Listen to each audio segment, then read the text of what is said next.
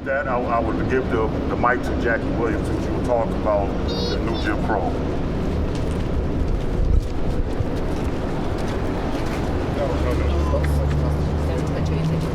Hi, I'm Jacqui Williams, founding director of Filling in the Gaps in American History. And Ira introduced and said I was going to be talking about the new Jim Crow, which is the title of a book by Michelle Alexander, The New Jim Crow, Color Blindness, Mass Incarceration in an Age of Color Blindness.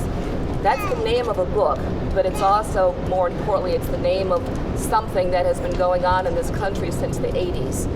And for those of you who recall, in the 80s, this country started something known as the war on drugs, coming up with phrases that ended up criminalizing black and brown people in this country. There were very pointed efforts to make us believe that more drugs were entering and being used in this country than ever before. There was a media attempt to make us believe that certain drugs were being used more often in communities of color than in the suburbs and communities of people of European descent. And I'm saying that those were efforts to make us believe, because the facts are it did not happen. There was no distinction, there was no difference. The war was not on drugs, the war was against people of color.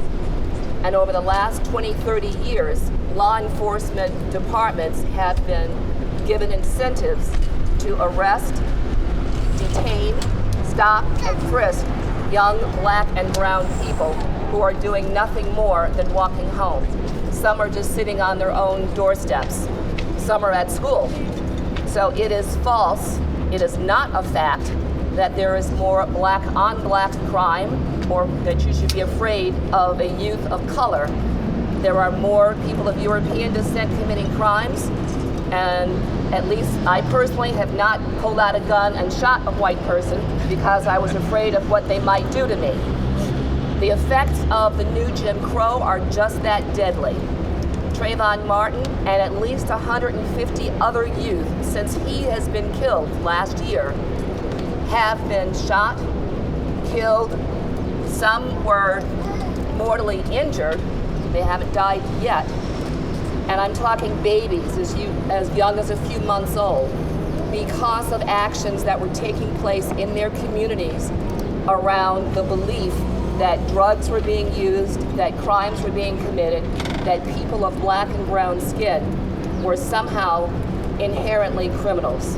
The new Jim Crow, please do read the book, talk with your friends, join study groups, come to some of the community events for conversations and teach-ins, and learn how it's affecting you, regardless of your skin color.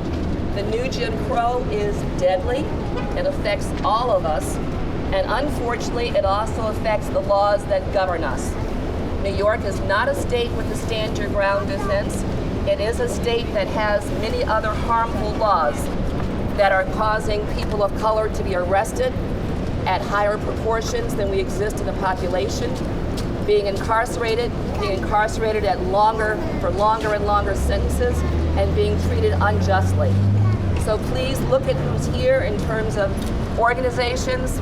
Please do sign up so you will get information on when the community conversations and additional teach-ins will be. Ira, who's next? This young man here. Majestic?